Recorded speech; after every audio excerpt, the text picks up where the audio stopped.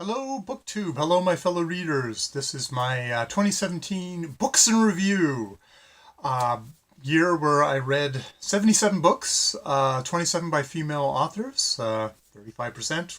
Not great, maybe not abysmal. I don't know. And I'm just going to go from my lowlights to my highlights. Starting off with my one-star reviews. I star reviews on my Goodreads account to kind of keep track of things. Probably not going to use Goodreads. I'm not going to use star ratings here just because I can yak here and you'll have to keep you guessing. So 1-star books were both books on Herge, one on his life, one on his art.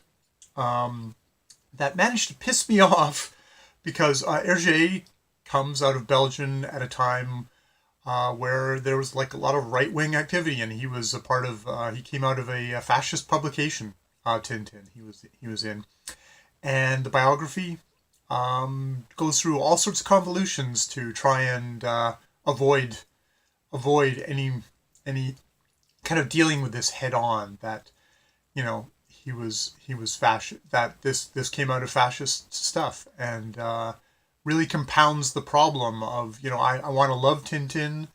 I want to hear about this difficult guy who made Tintin, but these books just really try and skirt around it and just compound and make everything worse, and really pissed me off. And the art book shows like kind of some of Hergé's racist depictions of people from the African continent, and shows them without any context or or comment on it, and just made me feel really gross. And it's like, come on, this is meat. This is the material that you should be doing. And I can only speculate that somebody who's a part of the estate had their finger on the scale and was saying, no, you're not going to touch any of that, which was really doing a disservice to Herge and his and the Boy Reporter.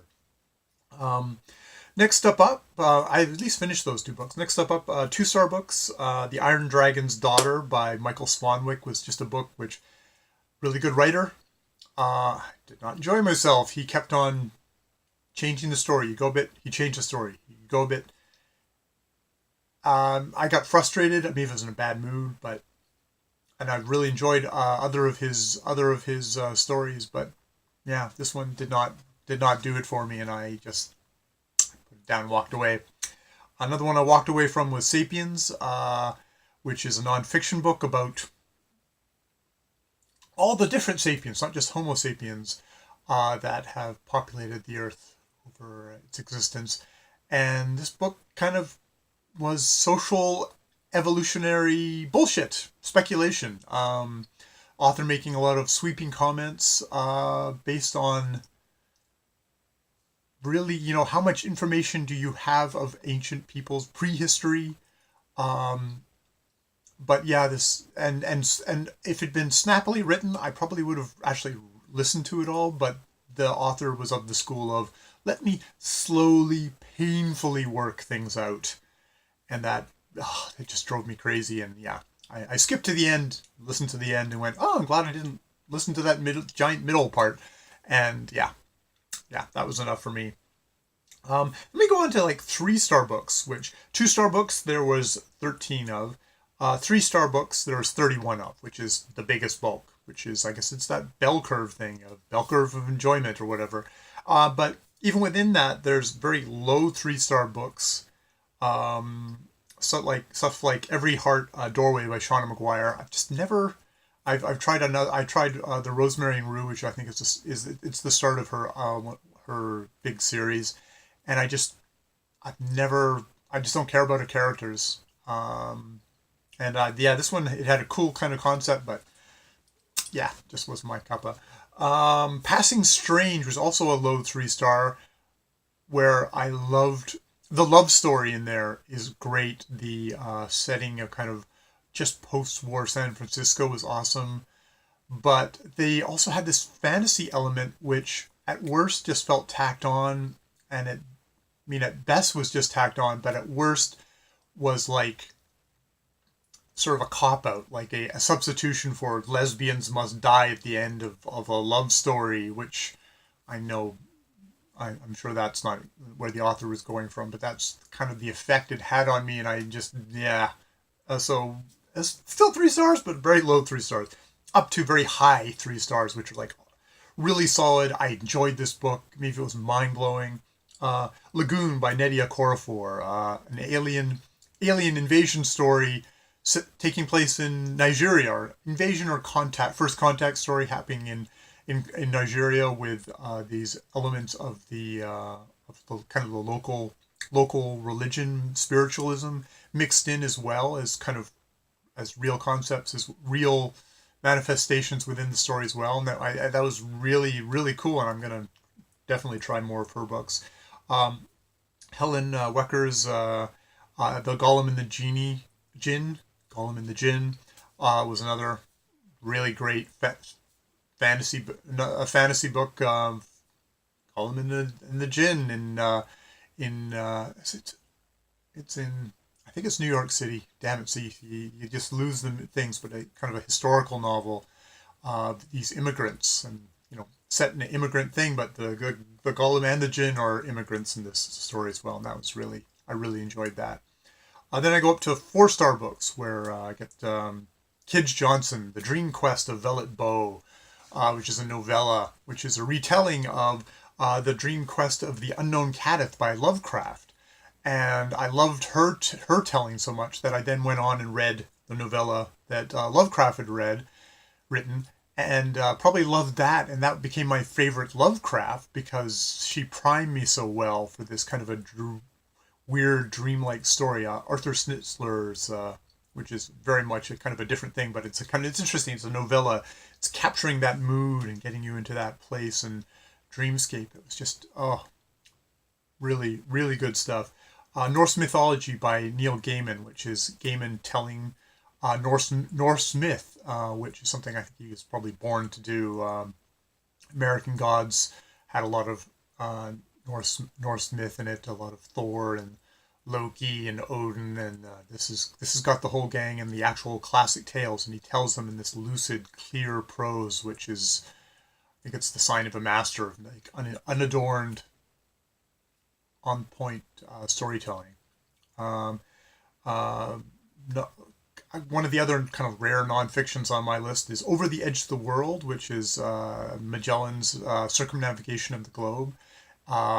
This just crazy, almost suicidal voyage, which they didn't even know how big the Pacific was, and yeah, they're in the middle of the Pacific, and they're like, this is supposed to end in a day or two, or they thought, and it was like weeks later, and weeks later. I can't remember now, but and that's not even half the adventure. The book is kind of slightly marred by the fact that, spoilers, somebody doesn't make it all the way to the end. Someone only makes it, I think it's halfway, and they don't really have the author doesn't really have a replacement figure or a replacement narrative to put in there to get the book as satisfying to the end. It's not complete fall apart, but it does kind of drop off there in that end part, which they kind of rush through the other half. But still, a good enough a book that I had to give it 4 stars.